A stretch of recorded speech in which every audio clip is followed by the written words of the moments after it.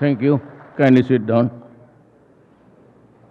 Excellencies of the Diplomatic Corps, Interior and Local Government Secretary Eduardo Año, and the other members of the Cabinet,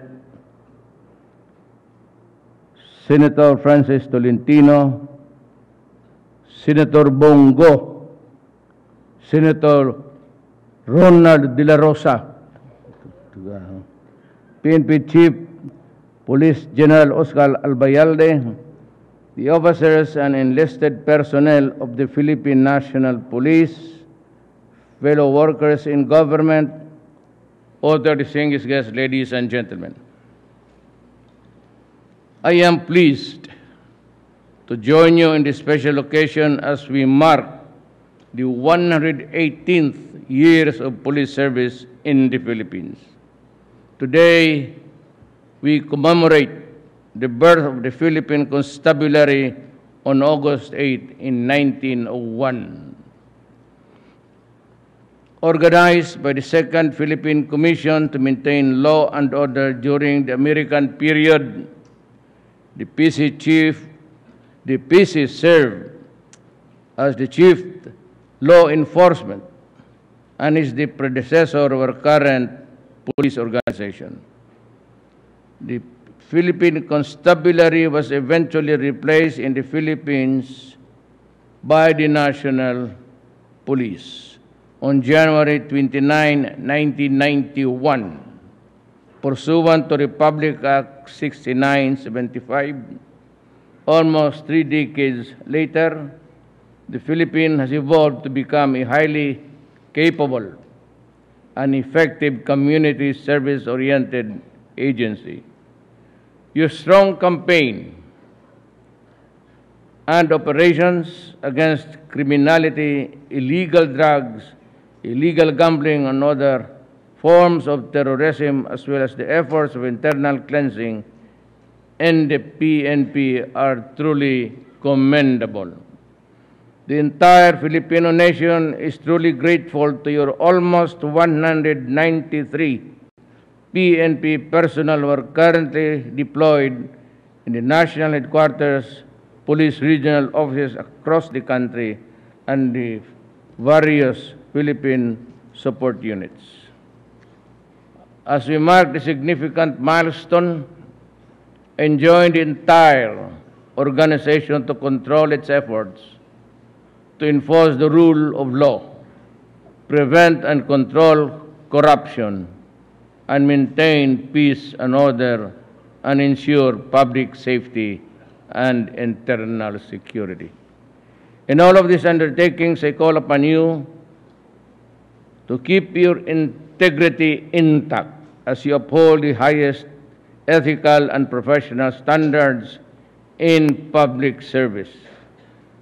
Take inspiration from our awardees today for their exemplary work and selfless dedication to duty. Now, more than ever, we need to rebuild and sustain the confidence of the Filipino people in our police force. Be assured of strong government support and strengthening the capabilities of the PNP in securing and ensuring the welfare and protection of your personnel. With your undaunted commitment and the exercise of your duty and with the active participation of our citizens in our shared task of nation building, I am confident that we will achieve a safer, stronger, and more peaceful future for our people. Before I give my salute to end this program, let me dwell on some of the burning issues of our country today. I remember when I was a member of Congress, most of the police directors of the previous years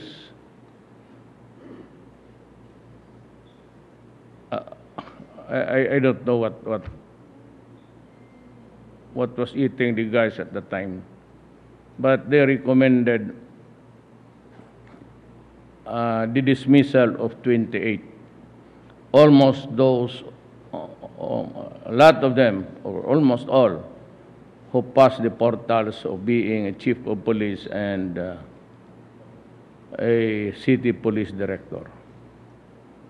So when I got down from my car in Congress, I was a congressman at the time, a lot of these guys, the young who are now your officers, most of them were there. And I was told that they were ordered dismissed by the ombudsman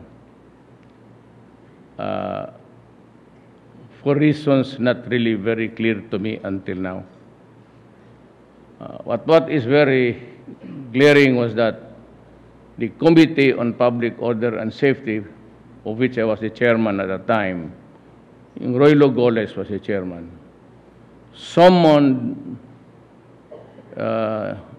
my police officers for operating a mining operation in the Walwal.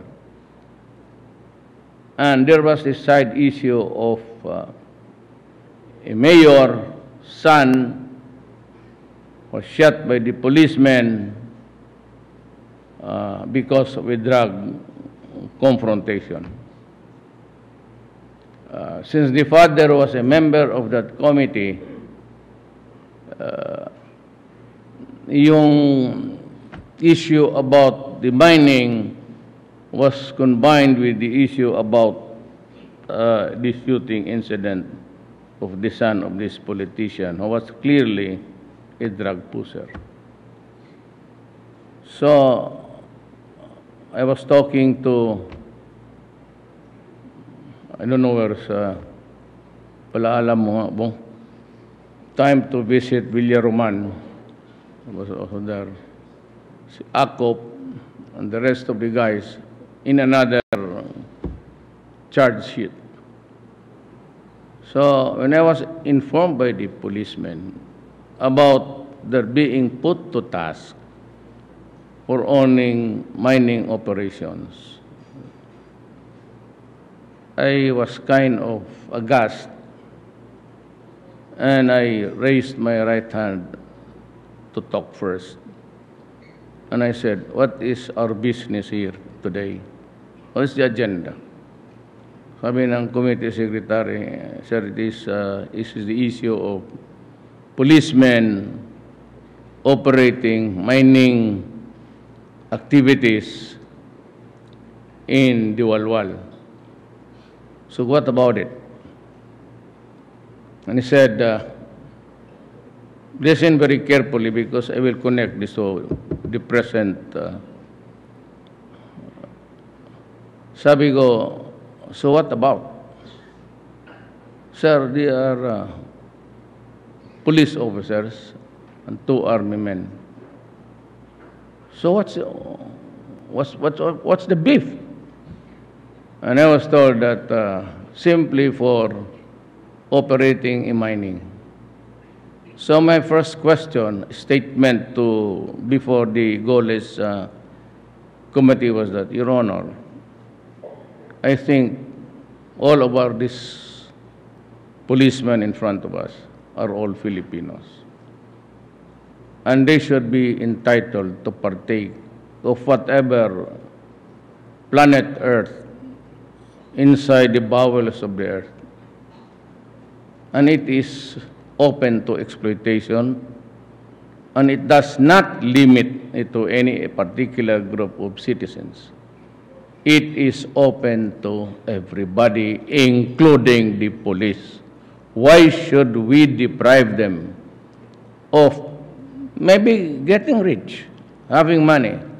And true enough, 3 of those who were originally there are multimillionaires.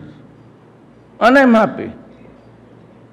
I said, you know, for as long as there is an application which is validly issued and there is no issue of corruption at all, and that you do not oppress the other operators by the reason of your office as a peace officer, we should not be talking about this.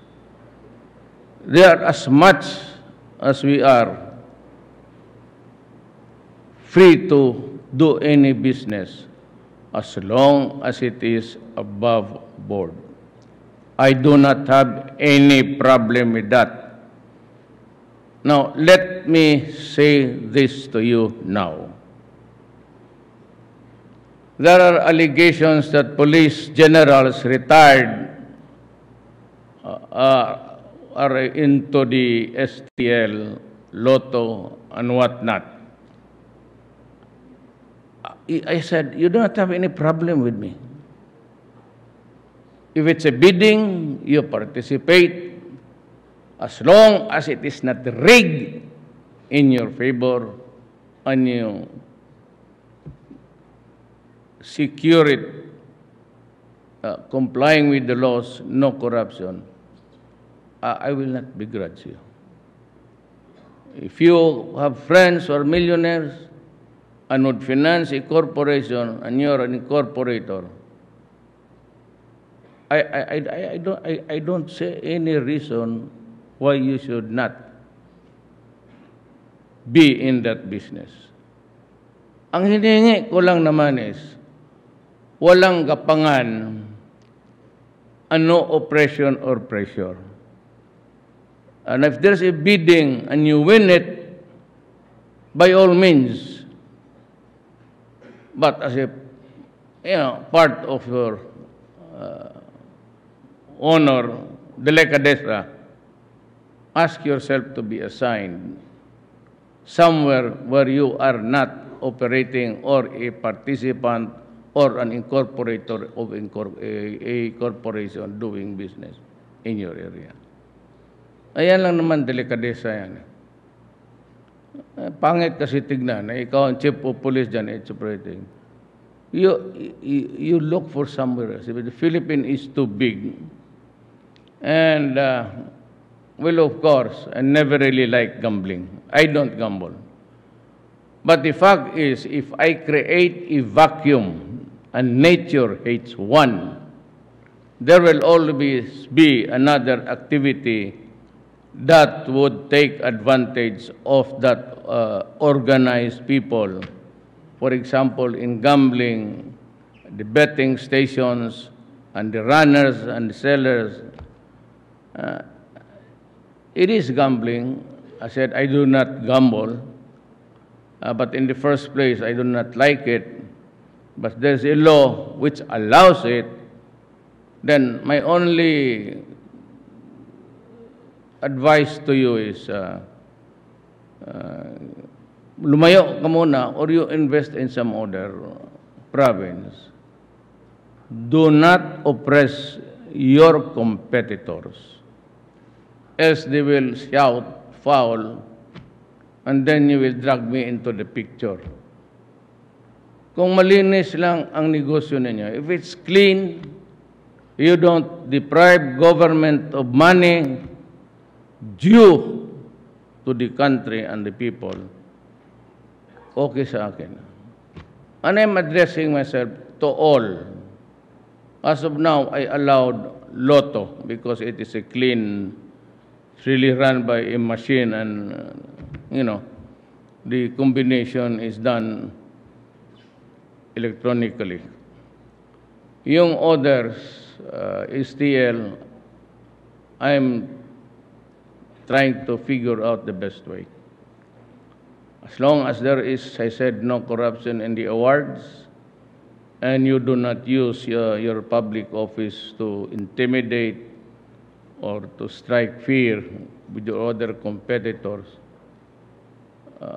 I see no reason why you cannot be an incorporator of a, ayaw ko, pag-isipan ko muna yung STL, but Lotto I gave the green light and said, sige. And that is my advice, not only to you, peace officers, but also the military And for that matter, any government employee who is a citizen of this country, we should not be deprived ourselves of that activity which can contribute to our general. Gambling per se is not good. But if it is allowed by law, then I cannot be more popish than the Pope. May batas eh. Ang hingi ko lang, do not shortchange government. Talagang mawawala yan altogether.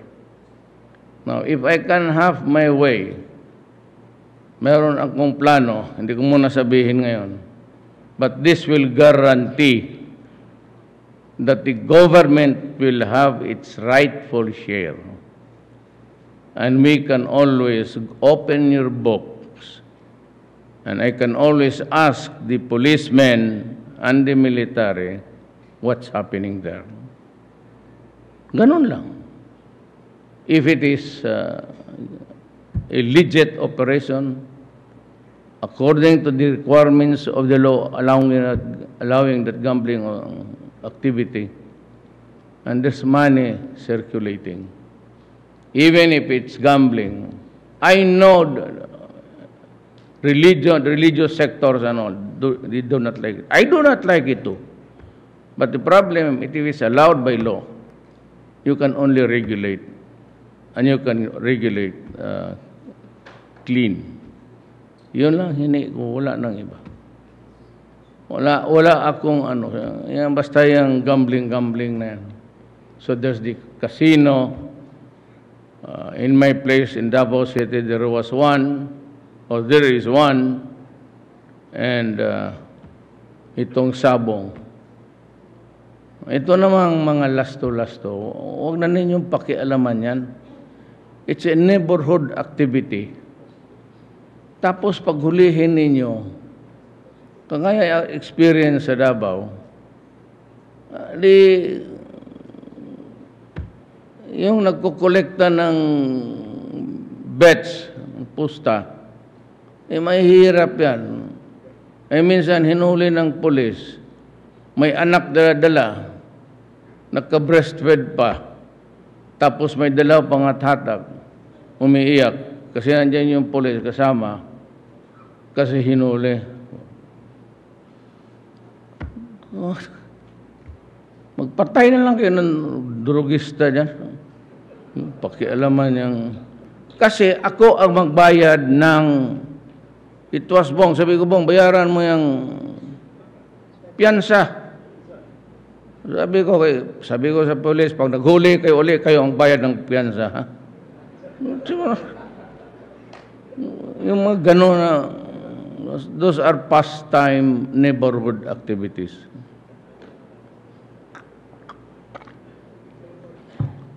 Huwag lang pumasok ang sindikato. Pag unless to hawakan with people who are known to be gamblers and professional manipulators, you have to intervene. Yung mga machines dyan, ano ninyo, wala tayong makiibigay ng trabaho eh. And besides, sabi ko, dito sa STL Lotto, there is already an existing organization. You create a vacuum, drugs will come in.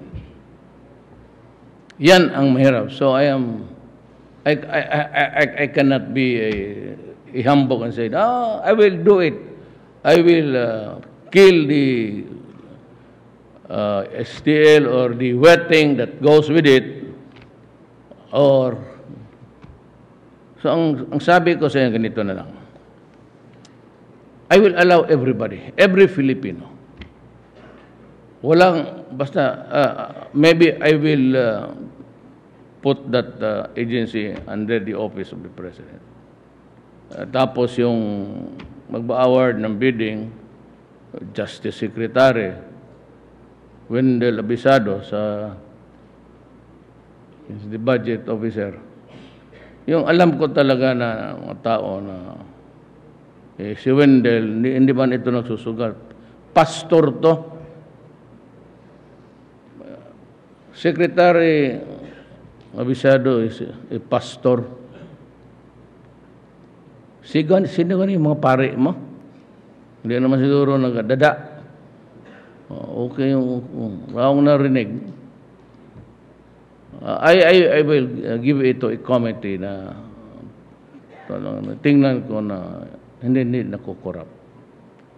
Pero basta wala lang corruption, no under the table deal. Come on. And to the citizens listening now, you can help me stamp out corruption by being just assertive. So kung may hingiin sa'yo yung Bureau of whatever, land registration, LTO, kung ano dyan, mga clearances, pati sa inyo yung police clearances.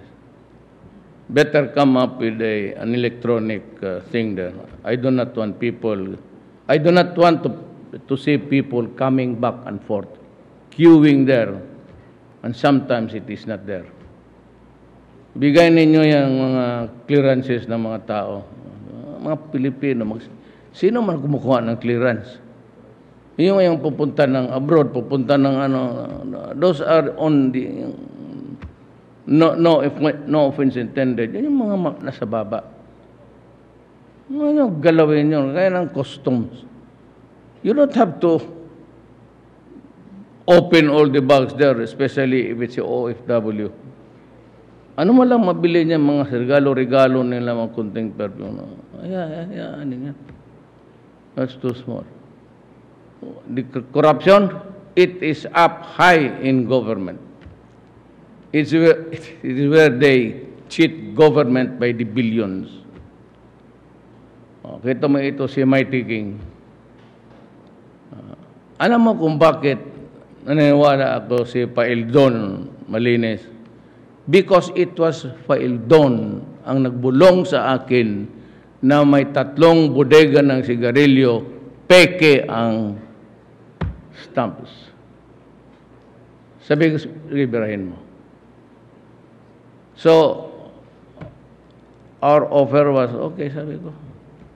Whatever the finance people would say, you just pay. And Dominguez, talagang stricto yan. Pero gusto rin ng pera because he is responsible for looking for the money. You pay us 40 billion. Hindi daw kaya. Well, you can do it by installments. You pay us 38 billion. Yun is just one stroke. We earned billions by just raiding a warehouse using fake stamps sa cigarettes. Nandito ang laro, customs. Customs, they will lose about 64 of them. But they've been there for 39 years, 30 years. I'm sorry. You are there in the list of corrupt. You have so many cases there.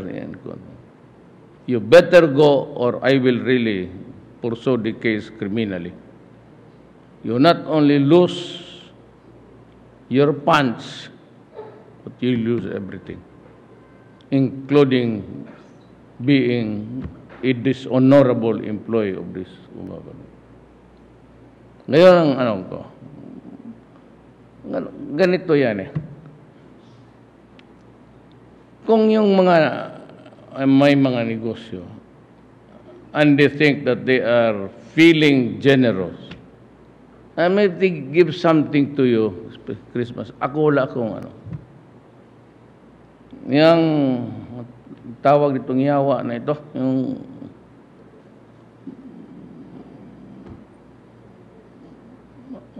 tawag anang sa enjoy yan, binigay ko sa inyo yan, hindi nyo alam ano yan, yawa. Tawag anak mo? No, not the Perian, yung Sa barangay, yung parang, no, yung machine.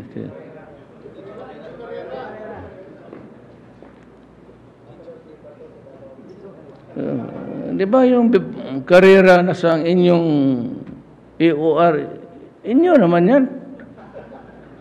Wala mo. Wala akong pakiram. Sige, bigay mo sa pulis.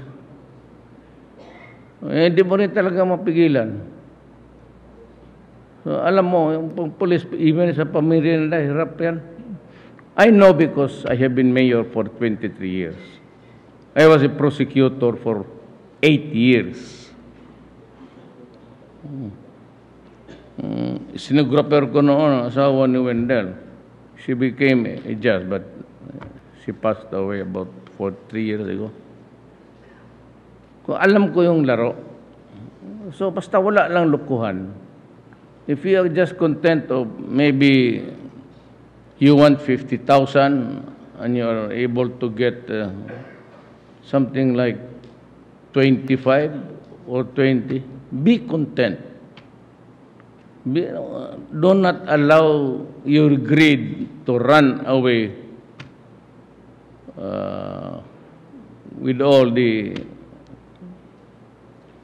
alam mo na, kalukuhan. So yan lang akin. Hindi ko kayo ipitin. But basta, kung bigyan kayo, tanggapin ninyo. It is not bribery because, it cannot be bribery because it is allowed by law. What I mean, if there is generosity in them, sabi ng anti-graft, you cannot accept gifts. Kalukuhan. I know that, especially the police, if you are able to solve a crime, and you guys from Davao, alam ninyo yan. If you are able to solve a crime and the family would like to be generous to you or would nurture a feeling of gratitude for what you accomplished, then by all means accept it. Wala akong ano. But to ask, that is something else. Mahirapan tayo. I'm telling you to relay this message sa mga tao. Na ganon, just rindahan mo yung urine in the, yung walang katapusan. Look at the police officers who were involved in drugs. You, a police officer of the Philippine National Police, general kayo, tapos papasok kayo nan. Yan ang mahirap. Do not ever commit the mistake. It's a worldwide problem. There's a global war there. Huwag kayong pumasok dyan. Kasi sinabi ko na, I have said it before in every forum, and I've said it, I'll say it now again for the end time. Do not destroy my country during my watch. Do not destroy the young Filipinos of our tomorrow. They will be the ones running the show when we are gone. We are not rich, and that is why I said, I'll give you a leeway. You retire at the age of 56. Most of your children are still in college. And that is why I'm doing everything to give you. Actually, I'm selling. No, I'm selling. I will give to you itong grounds. You better look for another campus. Oh, there, yung bagong ano ninyo.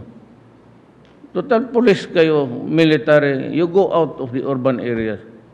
It's not profitable. Then, you have the land. Gusto kong ibigay sa inyo, pero ayaw ni Dominguez. Dominguez wants it done just like the GSIS, the government insurance system. So, inyo yan, ibigay ko sa police, pati sa armed forces. Then, just like Taguig, you can lease the land. It's all prime lands. Yun ang ano ninyo. So that an ordinary police can send his children, and if that child would become a lawyer, which is 10 years in the waiting, doctor 10 years rin, makapag-aral ka ng anak mo. You will be earning billions there. And Sonny Dominguez does not want to give it to you. I do not, he might not have the enough trust, but I trust him because he's a banker. And it's a good one. May sarili kayong Jesus. So just wait, and that will come before I leave the office. Gaya ng kampo ninyo, maghanap ako ng pera. You have been receiving a lot of assistance. Kayong mga pulis. Tama yung sinabi ni General Bayalde. Bilyon ang binitawan ko sa inyo. Just to acquire the intelligence capability and everything. I leave that message in your heart that I'm not trying to be, I do not play God. I am not God. But there are things in this world connected with your performance of duty. You just strike a happy balance there. And you will not have a problem with me. But yung drugs, I made a promise, if you destroy my country. Alam mo, alam ninyo yan eh. Itong pamilya, husband, wife, 3 children. If this guy falls down, the entire family becomes dysfunctional. So the wife, with no income, no nothing, children have stopped schooling, they go to Malaysia to seek employment. To the Middle East, they go to this fly-by-night recruitment and they find hell there. Kaya, you know, from a simple drug, not to mention the family, the victims, there is no count. Now, I'd like to ask, dito naman lahat, we're all here. I'm being heard, I suppose, by the entire Philippines. I really do not know what's the thing about the numbers. Every day, there's in the government channel, 8888.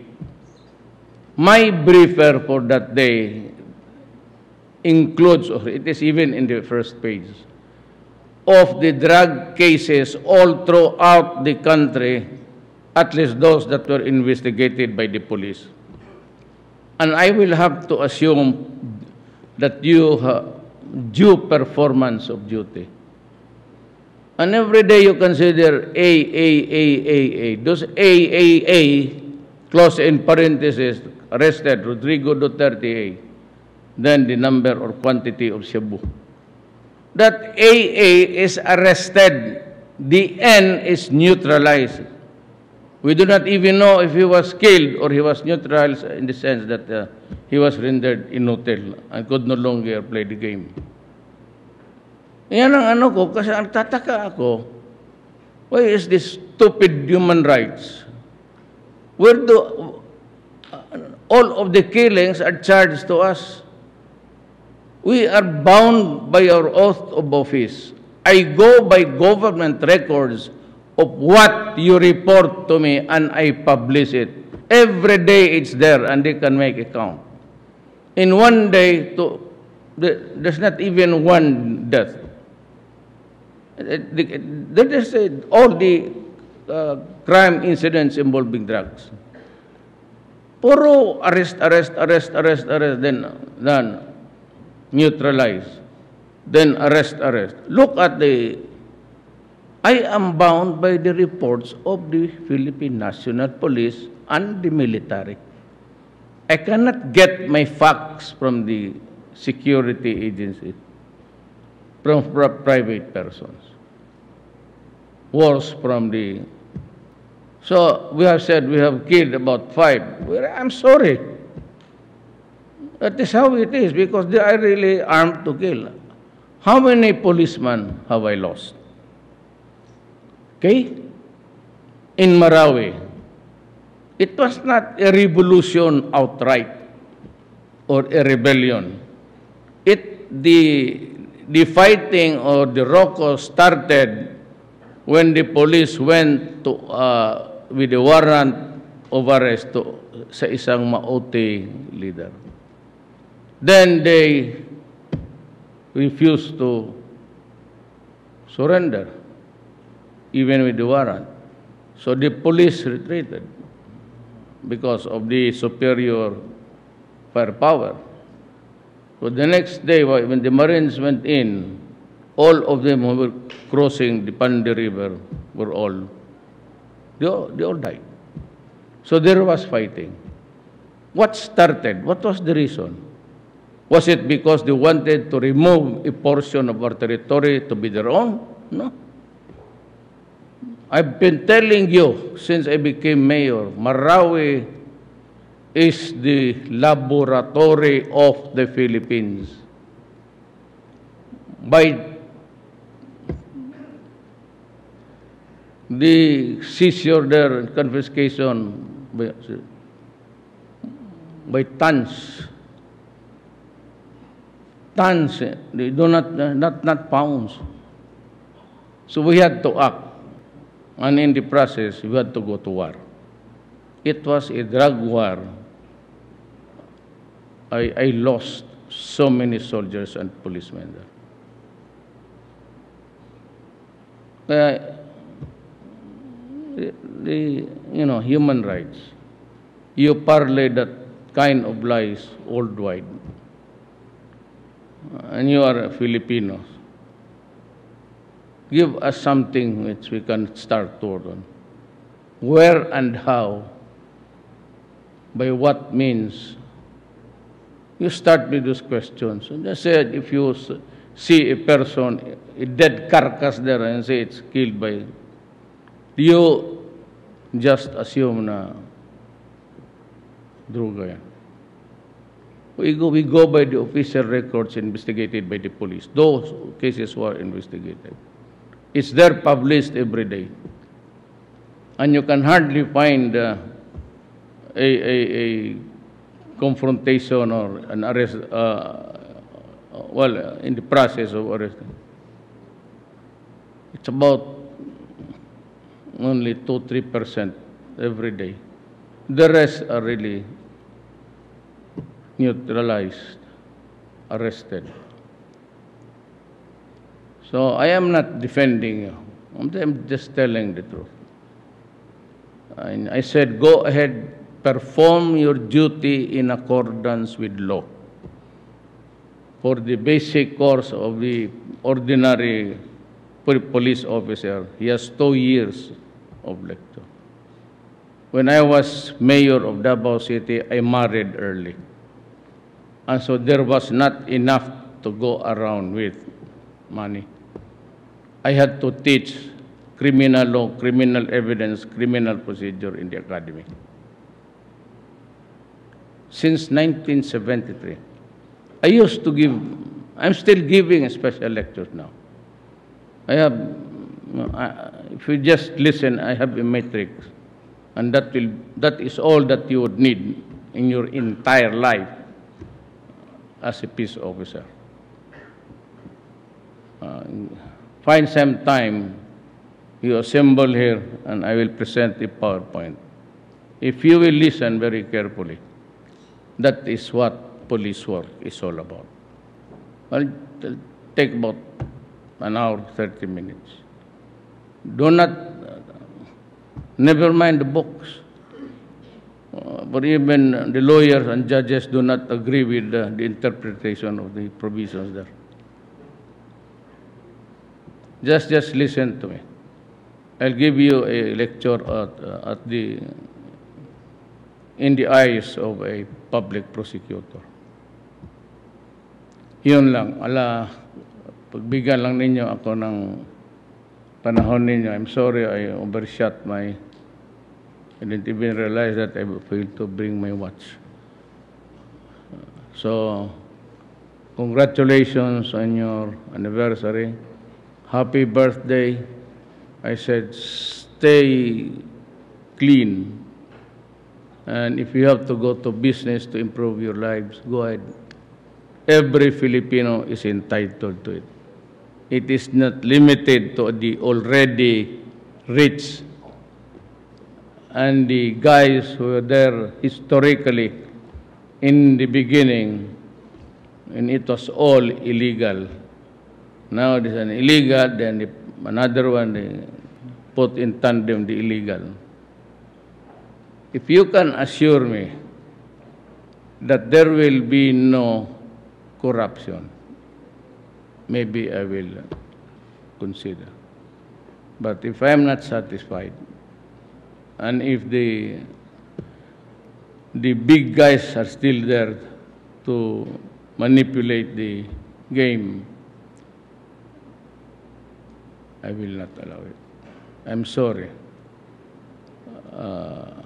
Lahat naman to, all of us, the order is to protect government interest. Nothing follows. We are stuck to that oath. What is the oath? To protect the people and to preserve the republic. You cannot preserve a nation by allowing the drugs to swallow our children. As I said, if you do that, I will kill you. I'm sorry, but I'm telling you the truth. Do not do it. If you want to stop, just drop it.